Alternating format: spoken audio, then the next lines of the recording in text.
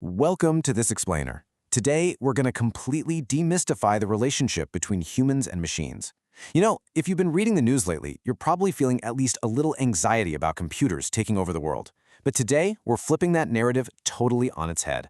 We're also going to uncover why chasing those massive, trendy, trillion-dollar markets almost always leads straight to disaster.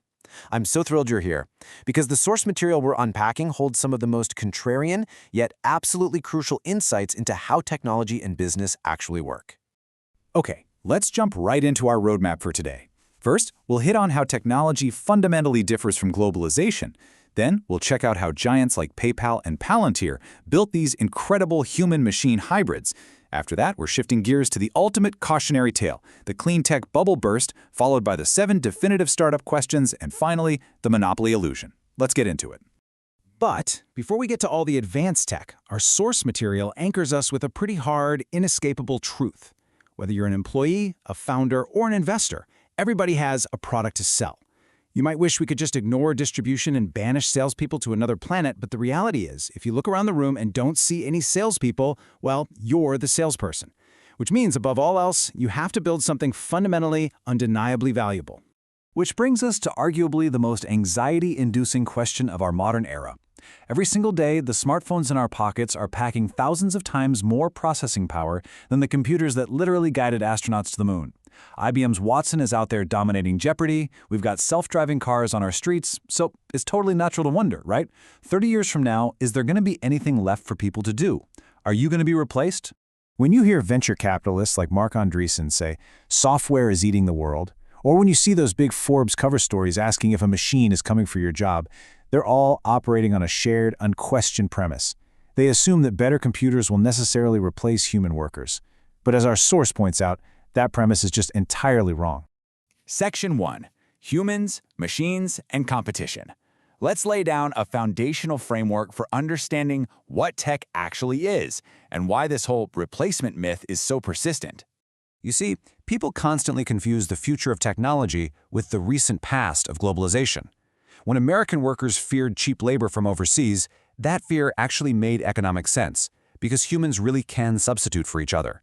We compete for the exact same jobs and the exact same resources, like food, shelter, energy. But technology is categorically different. Computers do not demand luxurious dinners or beachfront villas. They don't compete with us for resources. Therefore, computers are complements to human workers, not substitutes. The crucial point here is that humans and machines excel at fundamentally different things. We have intentionality, we form plans, we make really complex decisions in totally ambiguous situations.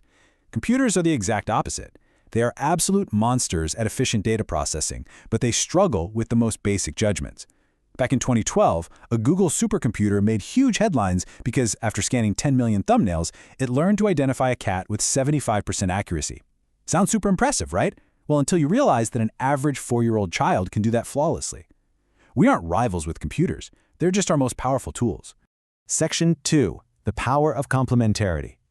Let's see how this exact philosophy creates massive, life-changing business value out in the real world. PayPal basically proved this back in the early 2000s. They were growing fast, for sure, but they were hemorrhaging upward of $10 million a month to credit card fraud. They obviously couldn't hire enough humans to review every single transaction, so they tried to fully automate a solution using elite mathematicians. But the purely automated algorithms failed, because fraudsters are adaptive. They just change their tactics. PayPal only survived by creating a hybrid system called IBO. The computer did the heavy lifting of flagging suspicious data, and human operators made the final nuanced judgment calls. It was complete man-machine symbiosis. Palantir later took this exact same symbiosis to the highest levels of government. Before Palantir, the CIA relied almost entirely on human spies, meaning their analysts had to wade through just an impossible amount of noise. On the flip side, the NSA relied mostly on giant computers, which processed huge quantities of data but couldn't authoritatively determine a person's actual intent. Palantir transcended both biases.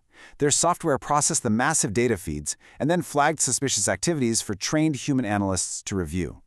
This hybrid approach is literally what helped locate Osama bin Laden and predict where insurgents were planting IEDs. Big data is usually just dumb data without a human mind to interpret it.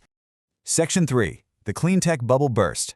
Now let's transition from the triumph of complementary tech to what happens when fundamental business realities are completely ignored by an entire industry. When you look at the sheer scale of the crash that happened here, It's pretty staggering. In the early 2000s, everyone agreed clean tech was the next big thing. Investors poured more than $50 billion into thousands of startups.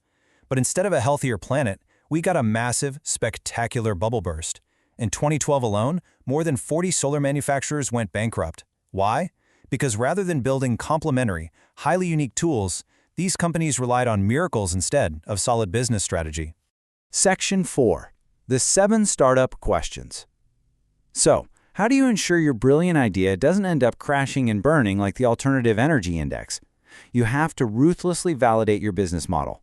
The source outlines 7 definitive questions every single business absolutely must answer: engineering, timing, monopoly, people, distribution, durability, and secret. If you nail all 7, you're going to succeed. Even getting 5 right might work out for you. But the truly striking thing about the clean tech bubble was that these companies were starting with 0 good answers, not 1. Let's zoom in on the engineering question. A great tech company must have proprietary technology that is an order of magnitude, meaning 10 times, better than its nearest substitute. Cylinder failed this miserably. They developed these novel cylindrical solar cells, but because they were cylinders, they actually didn't receive as much direct sunlight. They were radically inferior right out of the gate. You have to strive for transparent, undeniable superiority for the customer, not just a 20% incremental lab improvement that literally no one will notice in the real world. And then compare that to the timing question. Cleantech CEOs tried to compare the solar industry to the microprocessor industry of the 1970s. But Intel's microprocessors saw this crazy exponential growth year after year. Conversely, the first silicon solar cell was created by Bell Labs way back in 1954, and its efficiency has only improved slowly and linearly ever since.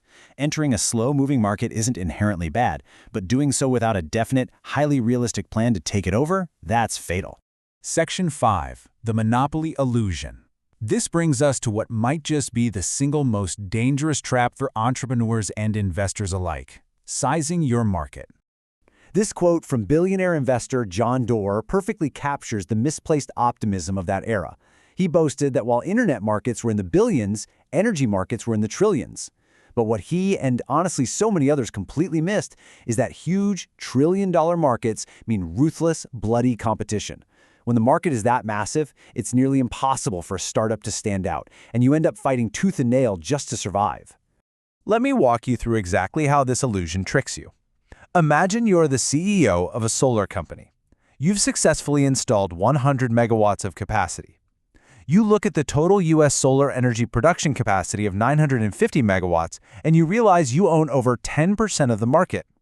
You're congratulating yourself, thinking you're this massive player dominating your niche. But wait, let's zoom out just a little bit to the global solar market. That market has a capacity of 18 gigawatts. Suddenly, that 100 megawatts you were so proud of shrinks your dominance down to less than 1%. You aren't dominating anything. You are barely a blip on the radar.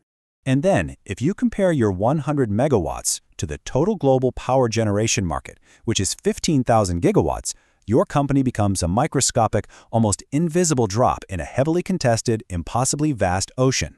Cleantech entrepreneurs constantly shrank their market rhetorically to seem uniquely dominant, while simultaneously asking for valuations based on the trillion-dollar global market. Exaggerating your uniqueness based on some fictional submarket is a trap you have to avoid.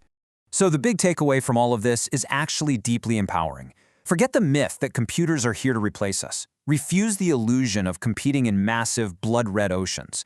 By focusing on empowering humans rather than replacing them, and by rigorously answering those 7 fundamental startup questions, your path forward becomes incredibly clear. The true challenge isn't beating the machine, it's working with it. So I'll leave you with this. What unique, complementary tool are you going to build to completely escape the competition?